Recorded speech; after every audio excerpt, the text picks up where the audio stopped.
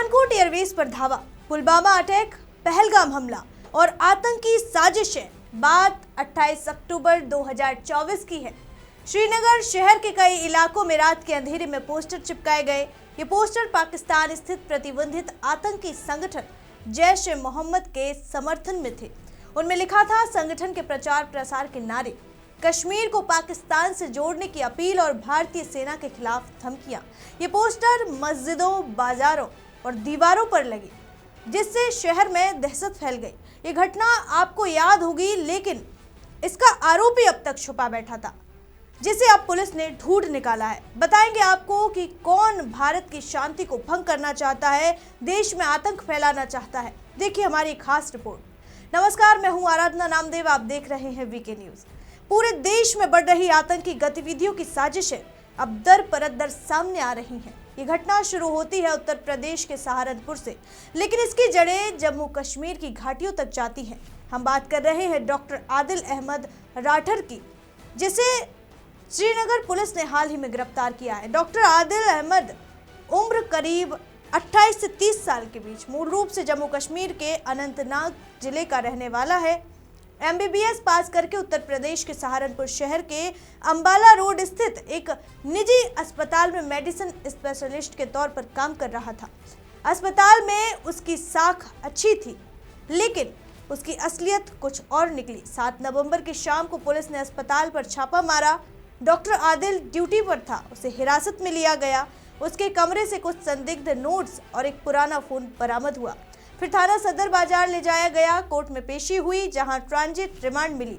अब उसे श्रीनगर पहुंचा दिया गया है और पूछताछ चल रही है। पुलिस को शक है कि वो अकेले नहीं था, इसके पीछे एक बड़ा नेटवर्क है।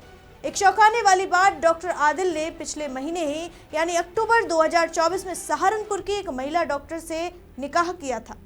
पुलिस ने पत्नी से भी बात की, लेकिन फिलहाल कोई आरोप नहीं सामने आ पाए।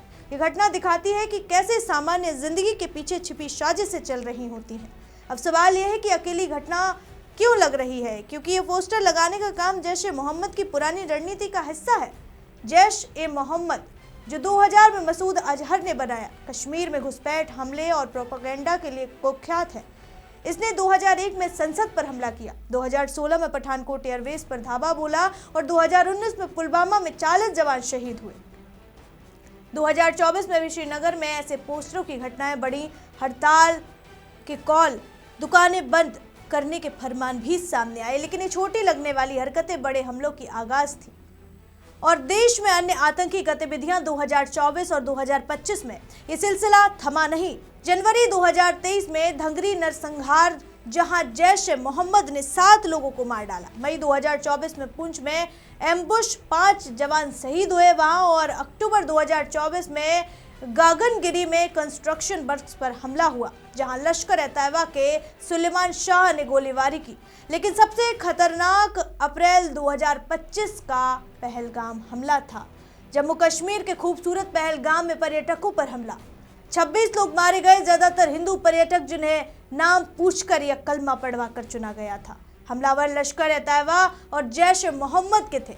हाशिम मूसा, सुलेमान शाह जैसे पाकिस्तानी। ये 2008 मुंबई हमलों के बाद का सबसे बड़ा सिविलियन अटैक था। पर्यटन पर ब्रेक लगा। 2024 के 23 मिलियन टूरिस्ट के मुकाबले 2025 में 50% गिरावट हुई।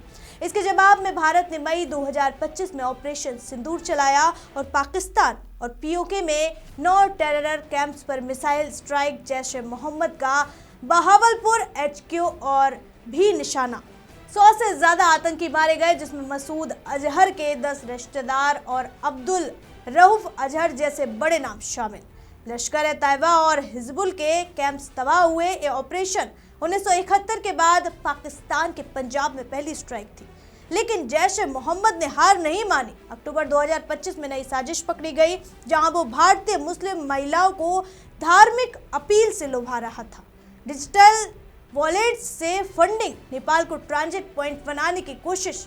ये घटनाएं दिखाती हैं कि जैश ए मोहम्मद और उसके साथी लश्कर ए तैयबा, हिजबुल लगातार सक्रिय है। शिक्षा, नौकरी के बावजूद कुछ लोग भटक जाते हैं। डॉक्टर आदिल जैसे केस रेड फ्लैग हैं। सरकार की UAPA और NIA की कार्रवाई से गिरफ्तारियां बढ़ी। 2025 में 200 से ज्यादा गिरफ्तारियां हुई, लेकिन खतरा बरकरार है। सुरक्षा एजेंसियां आप सतर्क हैं। सहारनपुर जैसे शहरों में JNK से आए प्रोफेशनल्स की स्क्रीनिंग तेज है। इंटेलिजेंस यूनिट्स 24/7 मॉनिटरिंग कर रही हैं और अब इस मामले में आगे जांच चल रही है। फिलहाल इस रिपोर्ट में इतना ही। देखते रहिए VK न्यूज। फिर मिलूंगी एक और नई खबर के साथ। शुक्रिया। VK न्यूज, राष्ट्र के नाम।